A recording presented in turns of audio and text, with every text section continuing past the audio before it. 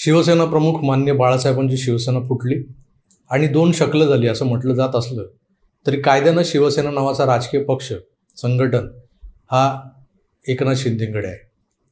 आता शिल्लक उरलेल्या लोकांच्या गटाला नेमकं काय म्हणायचं हा विषय अद्याप निकाली निघालेला नसताना या एकूणच प्रकरणावर अनेक विचारवंत राजकीय तज्ज्ञ आपली मतमतांतरं मांडत असतात. त्यात बहुतांश आमदार, खासदार, नगरसेवक आदी लोकप्रतिनिधी हे शिंदेंच्या सोबत गेलेले असले तरी तळागाळातला सामान्य शिवसैनिक मात्र उद्धव ठाकरेंसोबत आहे असं भासवलं जातं. आता यात तथ्य किती हे तपासलं पाहिजे. दोन्ही बाजूंकडचे नेते दावा मात्र करत असतात की आमच्या विचारांवर विश्वास ठेवून सामान्य शिवसैनिक हा आमच्या सोबतच आलेला आहे.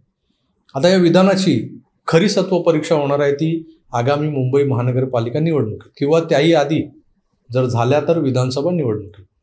कारण लोकसभेच्या निवडणुकींमध्ये भाजपाच्या मोदी अस्त्राचा वापर करून हे लोक निवडून आले असं बोललं जाऊ शकतं. तसा युक्तिवादही केला जाऊ शकतो. त्यामुळे मेजर लिटमस टेस्ट जी आहे ना ती होणार आहे शिवसेनेच्या जन्मस्थळी म्हणजे मुंबईतच.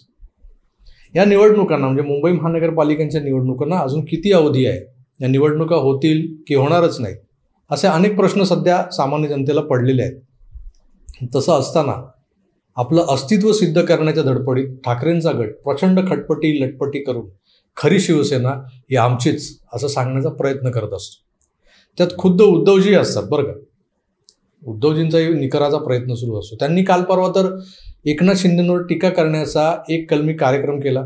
त्या कार्यक्रमात अनेकविध मुद्दे मांडून शिंदेंचं अक्षरशः वस्त्रहरणच केलं असं खुद्द उद्धवजींना आणि त्यांच्या सभोवतालच्या भालदार चोपदारांना वाटत होतं बरं का. हे मी नाही म्हणत आहे. कारण मुंबईत जे प्रदूषण वाढलंय ना त्यालाही शिंदेच कारणीभूत आहेत असं उद्धवजींनी लोकांना पटवून दिलं. कारण राज्य शकट हाकायला नालायक असणाऱ्या मुख्यमंत्र्यांना नियोजन कशाशी खातात हेच माहीत नाही. त्यामुळं त्यांनी शहरात प्रचंड विकास कामांना परवानग्या देऊन ठेवल्या असं उद्धवजी बोलून गेले. बरं, त्यांना मुख्यमंत्री नालायक आहे सोबत ते भ्रष्टाचारी आहे ते सांगण्याची नामी संधी होती पण ती त्यांनी गमावली. कसं ते सांगतो. UD म्हणजे नगर विकास खातं, अर्बन डेव्हलपमेंट हे खुद्द मुख्यमंत्र्यांकडेच असल्यानं शहरातल्या विकास कामांनाच नव्हे तर इथल्या बिल्डर्सच्या मोठमोठ्या प्रोजेक्ट्सना परवाने हे याच खात्यातून दिले जातात. आता मुंबईत ज्यांचे प्राईम लोकेशनवर प्रोजेक्ट सुरू आहेत ते बिल्डर्स कोण आहेत, त्यांचे कोणाकोणाशी मधुर संबंध आहेत, याही पलीकडे मागच्या 2.5 वर्षांच्या कालावधीत त्यांच्या कामांना सुरुवात करण्यासाठी कोणत्या सरकारनं परवानग्या दिल्या होत्या, तेव्हा मुख्यमंत्री कोण होतं आणि त्या विकास कामांशी किंवा त्या विकासकांशी खुद्द उद्धव ठाकरेंचे संबंध किती मधुर आहेत हे कोण सांगणार. आमची जनता बिचारी विसरबोळी आहे. आमचा पाक्या नेहमी म्हणतो public memory is very short. या शॉर्ट मेमरीत लोकांना हे सुद्धा आठवत नसेल की अनेक विकास कामं ही टक्केवारीची गणितं बिनसल्यानं बंद पडली होती. अगदी मेट्रोसारखं शहराच्या जीवनवाहिनीचं कामसुद्धा याच नंबर 1 CMने थांबवलं होतं. आता यातल्या बहुतांश विकासकांची रखडलेली कामं पुन्हा सुरू झालेली दिसत आहेत. याचा अर्थ लावणारे असाही लावू शकतात की UDला जे द्यायचं असतं ते दिलं गेलं असणार बिल्डरांकडून. होय, दिलं गेलं असणार तेव्हाच ही कामं पूर्ववत सुरू झालेली आहेत.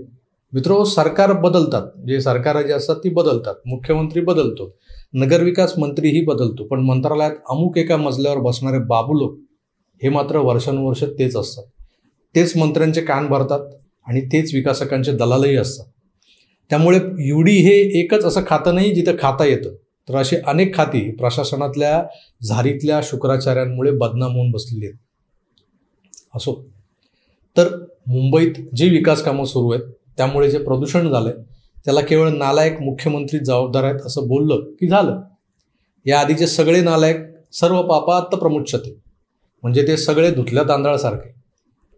मंडळी, मुंबईतलं प्रदूषण, परवा झालेला अवकाळी पाऊस आणि हवामान खात्यानं दिलेला इशारा, आता इशारा दिला होता त्यानंतरही या सरकारनं शेतकऱ्यांसाठी काय केलं हा उद्धवजींनी विचारलेला लाख मोलाचा प्रश्न.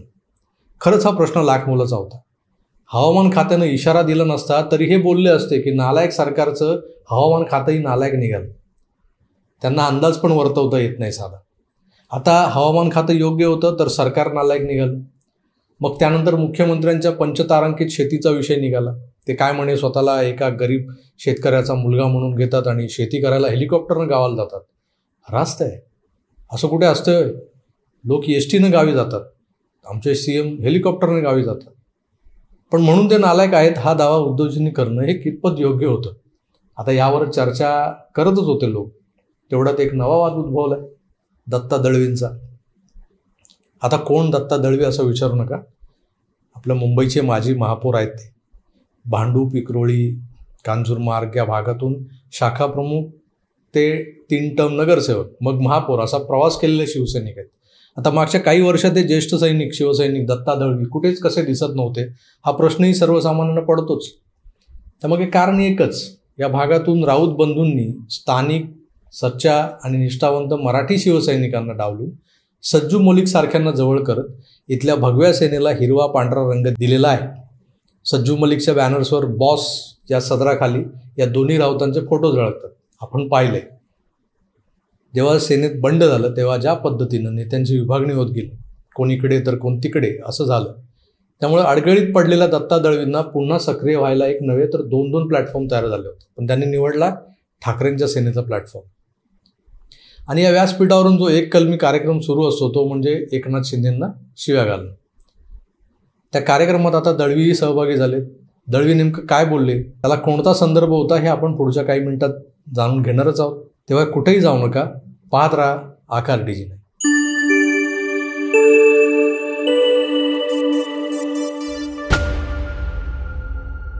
मित्रांनो नमस्कार, मी प्रभाकर सूर्यवंशी आजच्या विवेचनात तुमचं स्वागत करतो. पुढे जाण्याआधी दत्ता दळवींनी काल काही अपशब्द महाराष्ट्र राज्याच्या मुख्यमंत्री पदावर असणाऱ्या व्यक्तीसाठी वापरलेले आहेत, ते तुम्ही ऐका. आज मिंदे गट आहे, आपल्या सगळ्यांना माहित आहे, गद्दारीची कुऱ्हाड घेऊन मिंदे सरकार या ठिकाणी आरूढ झालेलं आहे. पण मला वाटतं आज कदाचित जर दिघे साहेब असते ना तर मी सांगतो या एकनाथ शिंदेला चापकाने फोडून काढलं असतं, चापकाने फोडलं असतं. कारण आम्ही सगळं बघितलेलं आहे. एकनाथ शिंदे काय होता, एकनाथ शिंदे होता कुठे, काय करत होता हे आम्ही स्वतः बघितलेलं आहे. समजलं का? स्वतः आम्ही बघितलेलं आहे.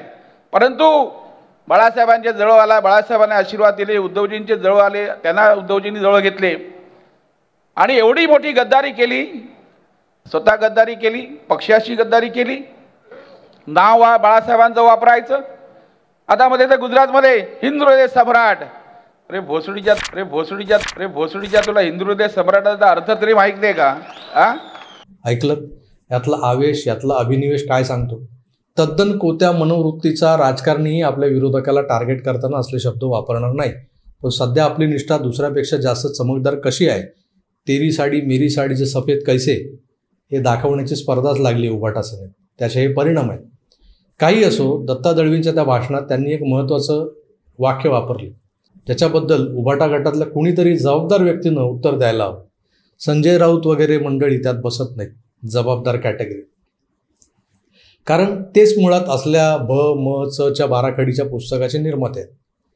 तर दळवी बोलून गेले, एकनाथ शिंदे कोण होता, काय होता, बाळासाहेबांच्या जवळ आला, बाळासाहेबांनी त्याला जवळ केला, मग उद्धवजींनी त्याला जवळ घेतलं, आशीर्वाद दिले. दळवी साहेब, तुम्ही एक ज्येष्ठ शिवसैनिक आहात, स्वतःला ज्येष्ठ म्हणवता, आनंद दिघेंसोबत, धर्मवीर आनंद दिघेंसोबत काम केलं तर सांगता. मग ज्या नवख्या एकनाथ शिंदेला बाळासाहेबांनी जवळ केलं, आशीर्वाद दिले, चला आपण असं समजून चालूयात की बाळासाहेब हे मनस्वी होते, भावुक होते. त्यांनी न पाहता न परखता एकनाथ शिंदेंना आशीर्वाद दिले. पण चाणाक्ष उद्धवजींनी का म्हणून एकनाथ शिंदेंना आशीर्वाद दिले? तुमच्याच भाषेत बोलायचं तर भोसरीच्यांना आशीर्वाद का दिले गेले? हे भोसरीला राहणारे, भोसरीचे पाहुणे असं कोणतं घबाड मातोश्रीवर पोहोचवत होते की त्या अपरिहार्यतेतून उद्धवजींना या नालायक माणसाला आशीर्वाद द्यावा लागला? याचं उत्तर कदाचित दत्ता दळवी न्यायालयीन कोठडीतून बाहेर आल्यावर देतील. कारण ते तर म्हणतात, मी कुठे काही वावगं बोललेलो नाही, भोसडीचा हा शब्द अपशब्द नाही, हे सगळे राऊतांचे शेले. ते नाही का, चुतिया हा असंसदीय शब्द नाही असं म्हणतात, हा बडवा, ती हरामखोर असं म्हणत स्वप्न पाटकरांना तर सरधोपट आई बहिणी येऊन शिव्या देतात. त्यांच्यावर या शाब्दिक विनयभंगाच्या गुन्ह्याबद्दल अद्याप कोणतीही कारवाई होत नाही. याचाच अर्थ हे शब्द संसदीय आहेत असं एके दिवशी जाहीर केलं जाईल असं वाटतंय मला. एखाद्याच्या आईवरून वापरला जाणारा हा अपशब्द भोसडीच्या धर्मवीर आनंद दिघेंनी जनतेशी प्रतारणा करणाऱ्या एका हरामखोर नगरसेवकासाठी वापरला होता म्हणे. पण ते धर्मवीर होते. जसे माननीय बाळासाहेब हे हिंदू हृदय सम्राट होते तसे ते धर्मवीर होते. त्यांच्या नावापुढची पदवी जशी दुसऱ्या कुठल्याही सोम्या गोम्याला देता येत नाही ना, तसंच जो अधिकार धर्मवीरांना होता तो अधिकार दत्ता दळवी किंवा संजय राऊतांसारख्या सोम्या गोम्यांना नाही. एकनाथ शिंदे हा गरीब शिवसैनिक, रिक्षाचालक, शाखा प्रमुख आपल्या आयुष्यात एक एक टप्पे पार करत एवढा मोठा झाला याचं अनेकांना आश्चर्य वाटत असतं. नो डाऊट या प्रवासात एकनाथ शिंदेंच्या मागे आनंद दिघे, बाळासाहेब ठाकरे नंतर मातोश्रीवरचे द लास्ट ठाकरे यांच्या नावाचं पाठबळ होतं. पण असे अनेक रिक्षाचालक, शिवसैनिक आपल्या रिक्षावर भगवा झेंडा लावून, मागे बाळासाहेबांचा फोटो लावून आयुष्यभर भाडी मारत फिरतातच की. मग ते काय नाही झाले एकनाथ शिंदे? त्यांच्यातला एखादा शिवसैनिक का नाही बनला बंडखोर हिंदुत्ववादी नेता? अहो त्यासाठी अंगीभूत काहीतरी असावं लागतंच की. आडातच नाही तर पोरात कुठून येणार? आणि जो पोरा भरभरून बाहेर येतो त्याचं आपल्याला कौतुक वाटतं. पण एकनाथ शिंदे नावाच्या या शिवसैनिकाच्या नशिबी अवहेलना आणि शिव्याच येत आहेत. ज्यानं मुंबईतली विकास कामं मार्गी लावली, ती बंद पडली होती. टक्केवारीचा बडगा वगैरे बंद केली, सगळी कामं पुन्हा सुरू झाली. त्यामुळे मुंबईत म्हणे प्रदूषण वाढलं, अवकाळी पाऊस पडला, नैसर्गिक आहे, तरी शिंदेच जबाबदार. दत्ता दळवी भाषणाच्या जोशात चुकून ते गुजरात बोलले, पण गुजरातला नाही तर जयपूरला गेलेल्या शिंदेंच्या बॅनरवर तिथल्या कार्यकर्त्यांनी, भाजपच्या कार्यकर्त्यांनी हिंदू हृदय सम्राट लिहिलं होतं. त्यावरूनही शिंदेच बदनाम. सरतेशेवटी एकच प्रश्न पडतो की हे भोसरीचे एवढे नालायक होते तर यांना ठाकरेंनी जवळ का केलं होतं? मला वाटतं आपल्या शिवीचंही समर्थन करणारी ही नवी जमात संजय राऊत यांच्या लॅबमधून तयार होऊन आता बाहेर पडली आहे. त्या जमातीकडून याचं स्पष्टीकरण मिळेल याबाबत मला तरी खात्री नाही. पण मित्र, तुम्हाला काय वाटतं? मला कमेंट्स करून नक्की कळवा. तुर्तास इथेच थांबतोय, पण पुन्हा भेटूच. तोवर आपली काळजी घ्या आणि पाहत राहा आखार DG9. धन्यवाद. नमस्कार.